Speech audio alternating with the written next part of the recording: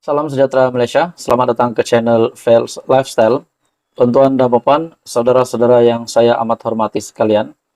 Akhirnya satu topik panas yang tergempar yang mengejutkan ramai hari ini.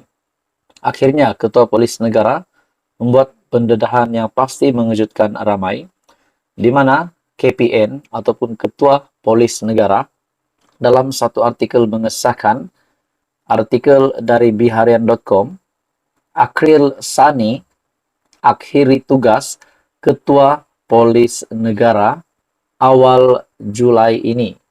Nah, pada akhirnya bagi saya ini suatu keputusan KPN yang amat mengejutkan ramai, terutamanya kepada kebanyakan pemimpin di Malaysia hari ini.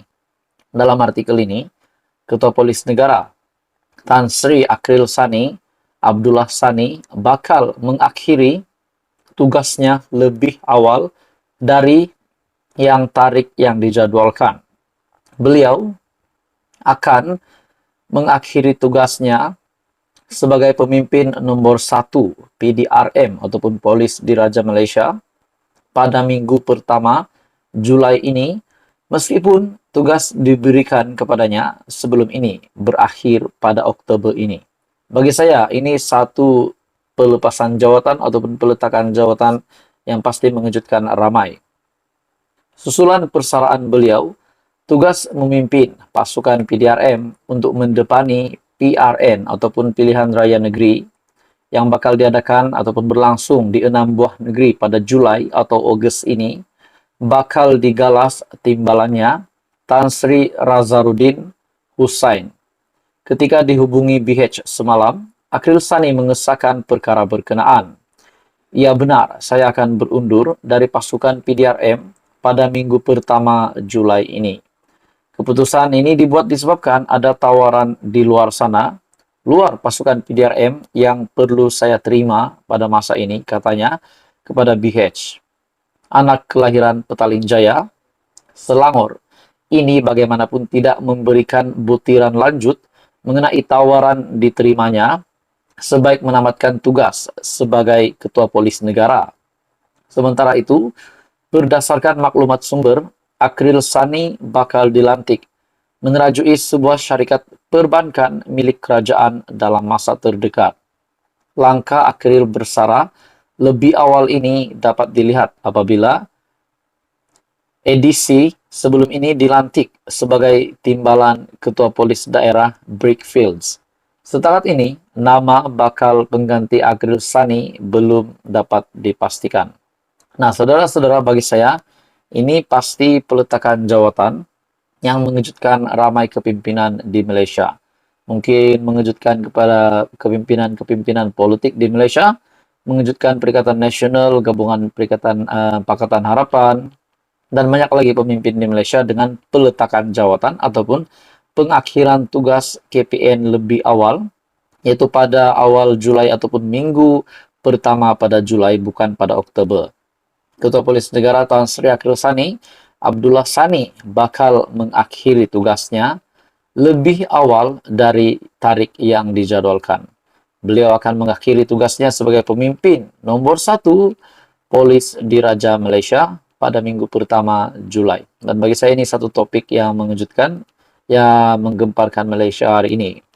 Dan dalam pada itu susulan persaraan beliau, tugas memimpin pasukan PDRM untuk menerajui 6 PRN pada tahun ini, yang bakal berlangsung pada Julai atau Ogos, bakal digalas timbalannya Tan Sri Razaruddin Hussain. Salam sejahtera Malaysia, selamat datang ke channel Fels Lifestyle. Tuan-tuan dan puan semua, saudara-saudara yang saya amat hormati sekalian, akhirnya Sultan bertitah. Ini pasti menggemparkan rakyat Malaysia. Akhirnya Sultan Kedah, dalam satu kenyataan, dalam satu artikel berita dari astroawani.com, perjelas isu libat pajakan Pulau Pinang berdasarkan fakta. Titah Sultan Kedah. Ini pasti mengejutkan ramai. Sultan Kedah, Sultan Salihuddin Sultan Badlisha, bertitah bahwa amat tidak wajar sekiranya suara rakyat negeri itu didiamkan, terutama melibatkan sejarah dan kedaulatan negeri Kedah. Baginda turut mengingatkan bahwa pembentukan negara Malaysia tidak menjadi titik yang membenarkan sejarah negeri Kedah yang telah wujud sejak sekian lama dipadamkan.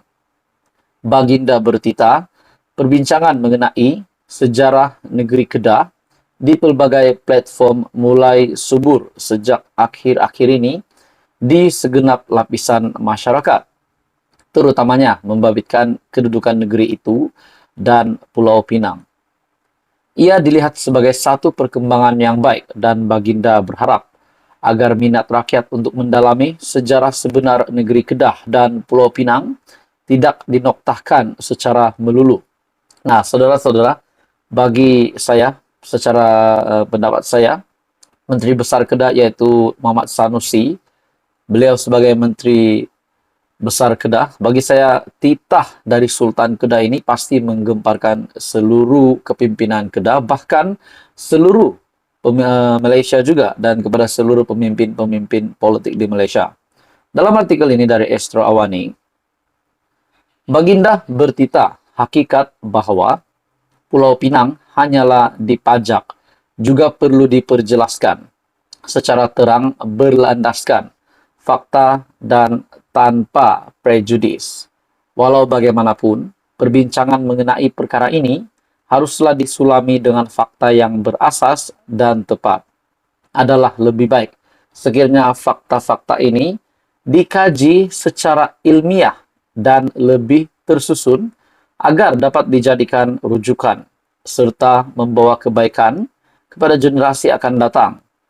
Hal ini adalah kerana sejarah adalah sumber kebijaksanaan terpenting dalam mengajar kita seni bernegara, titah Baginda. Bagi saya, titah Sultan Kedah ini pasti mengejutkan ramai, terutamanya kepada pemimpin-pemimpin politik di Malaysia, mungkin kepada Tun Mahathir sebagai bekas Perdana Menteri, kepada Menteri Besar Kedah sendiri, yaitu Muhammad Sanusi, dan kepada Datuk Seri Anwar Ibrahim sebagai Perdana Menteri.